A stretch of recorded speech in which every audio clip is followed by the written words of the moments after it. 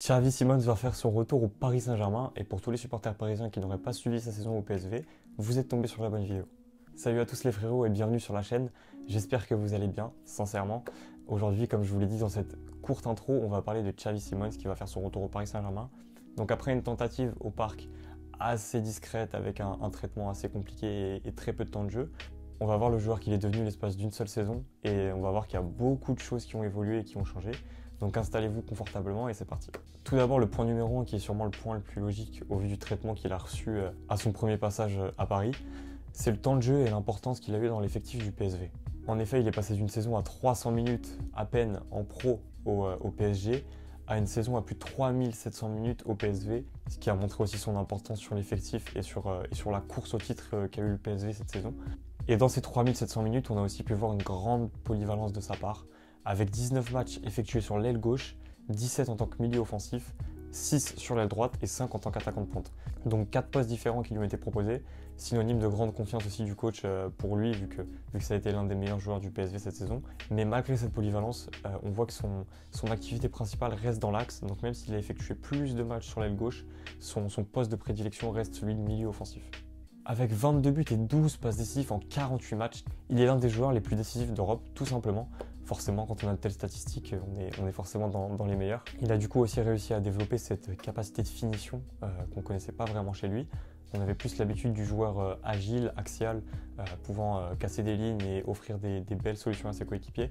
Mais il a quand même passé un cap sur la finition avec un taux de conversion assez intéressant. Et ça, c'est de très bon augure pour son futur, étant donné que sa marge de progression n'est pas finie. Ça reste un très jeune joueur qui a effectué seulement sa première saison complète en pro, donc c'est très prometteur. Dans l'élimination et 1 contre 1, on voit aussi que c'est l'un des meilleurs joueurs en Europe, avec 2,23 dribbles réussis par 90 minutes. Malgré un gabarit petit, classique pour un ailier, un joueur axial, un joueur offensif, c'est très compliqué de lui prendre le ballon, traduit par aussi une stat 2,49 fautes provoquées par 90 minutes, ce qui est très très haut et qui est dans le top tiers des milieux offensifs et des ailiers gauches. Cependant, garder l'une des qualités qu'on lui connaissait très bien, avec des très belles statistiques dans les passes clés et les passes progressives, parce qu'il arrive à toujours combiner et à trouver des zones de passe assez intéressantes et assez rares. Il y a une capacité chez les jeunes joueurs à prendre des tirs dans des positions assez improbables, et on voit que chez lui, c'est quelque chose qu'il n'a pas. Donc il démontre aussi une certaine intelligence de jeu et une maturité avec, comme je le rappelle, c'est quelque chose d'important à rappeler, c'est sa première saison en pro complète, donc avec tout ce qu'il nous a montré, j'essaierai de vous mettre quelques clips, mais ça reste très très très prometteur pour le futur, que ce soit à Paris, à Leipzig ou dans un futur club, on ne sait jamais, vu comment s'est passée sa première expérience. Si ça se passe mal et qu'il est amené à quitter le club, j'imagine que ça se passera très bien ailleurs pour lui, parce que c'est l'un des plus gros cracks d'Europe. Est-ce vraiment un choix sportif ou une opportunité financière? Avec tout ce qu'a montré Xavi Simons et avec la clause qu'avait le PSG activable que cette saison à 6 millions d'euros, si tu l'achètes pas cette saison et que tu l'achètes l'année prochaine, avec le marché actuel, un joueur de ce calibre, c'est minimum 60 millions d'euros. Et bon, poser 60 millions sur un joueur que tu avais et que tu as préféré envoyer à Fleury, à Sevran, n'importe où dans le 93, dans le 94, jouer des matchs avec ta réserve et ne lui laisser aucune chance en prêt, je pense que ça ferait un peu mal aux dirigeants du parc.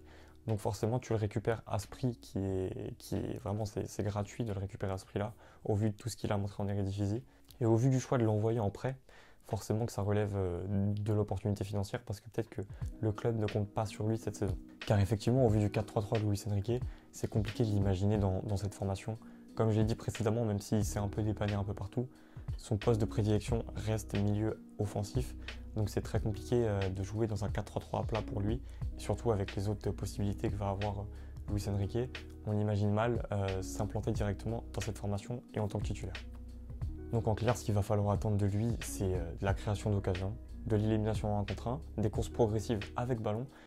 Il va amener beaucoup de percussions dans cette équipe et même si le PSV est un très gros club quand même européen, selon moi bien évidemment, il aura quand même de meilleurs attaquants et de meilleurs coéquipiers à servir. Donc ce transfert laisse présager que de belles choses en tout cas. Et est-ce que ce prêt à Leipzig c'est vraiment une bonne idée pour lui? Comme j'en ai parlé dans ma vidéo précédente avec un Fabio Carvalho qui va être là sûrement pour remplacer Szoboszlai, on a le remplaçant idéal d'Nkunku, Xavi Simons, milieu offensif capable d'évoluer en neuf, le profil vraiment similaire à Christopher Nkunku. Donc ajouter à ça avec des Dani Olmo, du coup des Fabio Carvalho comme je l'ai dit, vraiment on va avoir un effectif très bien bâti pour Leipzig et on a hâte de voir aussi ce que Leipzig va faire en Europe. En résumé, affaire parfaite pour le PSG, affaire parfaite pour Leipzig. Côté Xavi Simons, c'est un peu compliqué à lire parce que je ne sais pas si retourner dans le club qui t'a un peu dénigré, un peu mis de côté, c'est une belle opportunité pour lui. Peut-être qu'il y a un côté revanchard, sûrement, j'imagine. Ce qui peut être une belle chose et ce qui peut être assez aussi négatif, que ce soit dans la vie ou dans le foot.